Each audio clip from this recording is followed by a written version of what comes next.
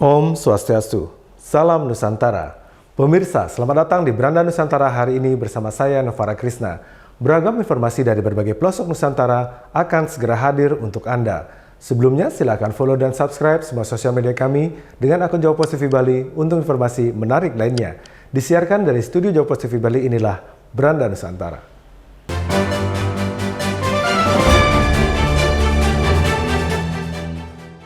Duta Besar RI untuk Tunisia, Suhari Misrawi, membagikan perkembangan hubungan bilateral RI Tunisia mulai dari bidang ekonomi, pariwisata hingga pendidikan. Dubes RI untuk Tunisia yang mulai menjabat sejak 17 November 2021 itu juga menceritakan harmonisnya hubungan RI Tunisia.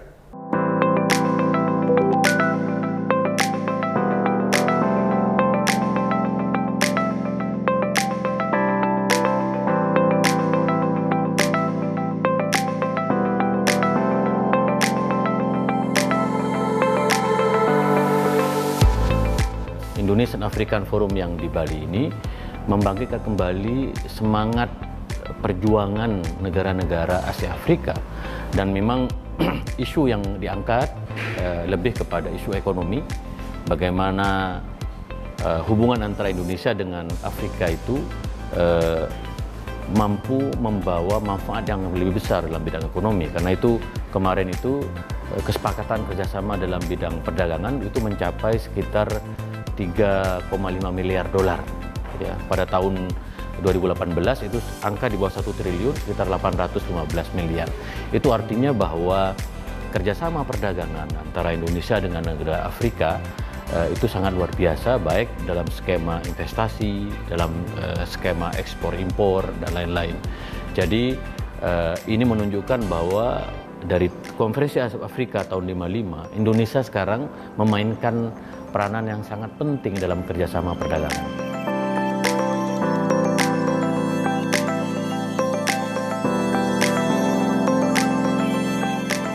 Kedutaan Besar Republik Indonesia untuk Tunis itu satu-satunya kedutaan dari negara Asia, dari negara ASEAN.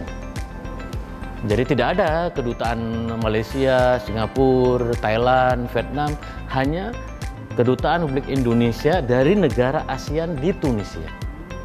Jadi memang dulu Bung Karno sudah meletakkan satu fondasi tentang bagaimana membangun kemitraan strategis dengan negara-negara Afrika.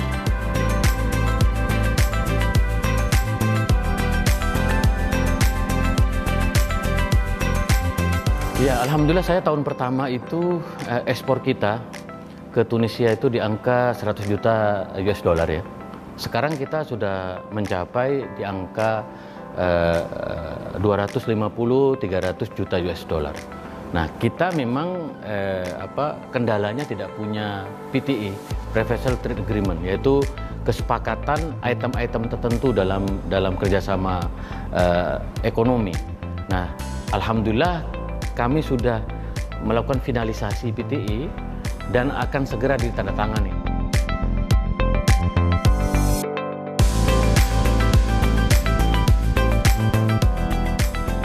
Ya, kalau kita masih kelapa sawit ya, CPO, lalu kemudian furniture, perikanan, buah-buahan, spare part mobil, ban, kita ada permintaan untuk mobil, sepeda motor, dan mungkin juga dalam bidang tekstil ya, kita akan coba. Setelah PTE tanda tangannya akan ada 250 item yang bisa diekspor ke Tunisia. Jadi PTE ini kata kunci itu. Dari Tunisia kita impor kurma, lalu kemudian minyak zaitun. Dulu pernah kita impor fosfat, bahan mentah untuk pupuk. Nah, sekarang dalam konteks negosiasi, karena kebutuhan PT Pupuk sangat besar untuk bahan-bahan pertanian itu.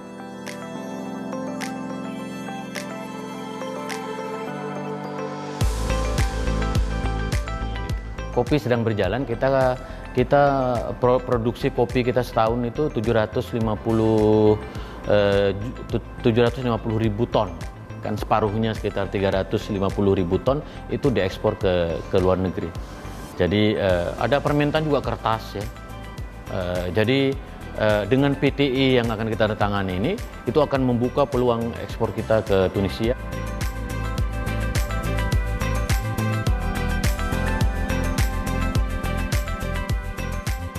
Waktu saya datang sebelum COVID ya, wisatawan dari Tunisia ke Indonesia itu di angka peaknya 5.000. Sekarang sudah 15.000 kok.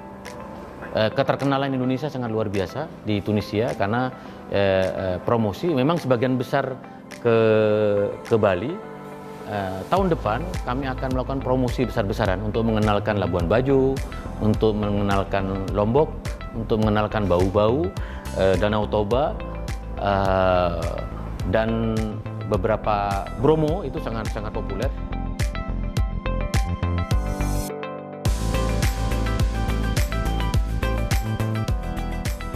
Dan juga yang menarik dari warga Tunisia itu adalah tradisi adat istiadat dari Indonesia.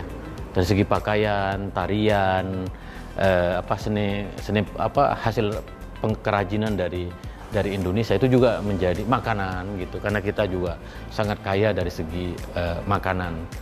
Batik itu juga ini.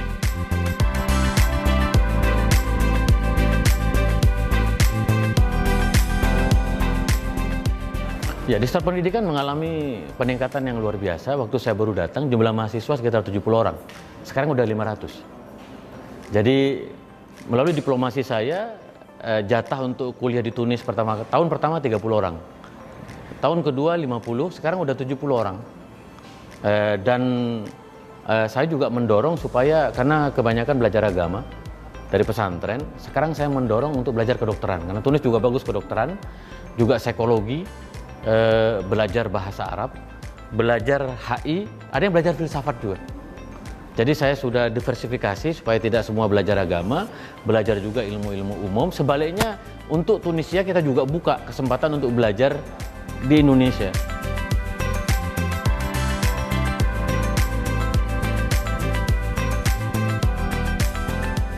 Tunisia ini salah satu peradaban besar ya.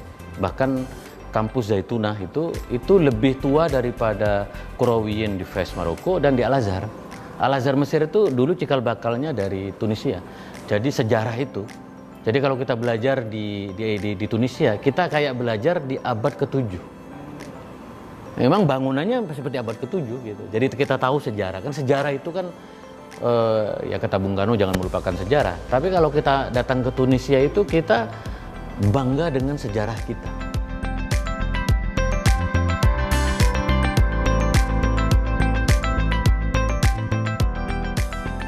Ya, bahwa kita terus bekerja ya, terutama kalau saya diplomasi, membangun hubungan bilateral yang sangat baik untuk kepentingan kedua negara.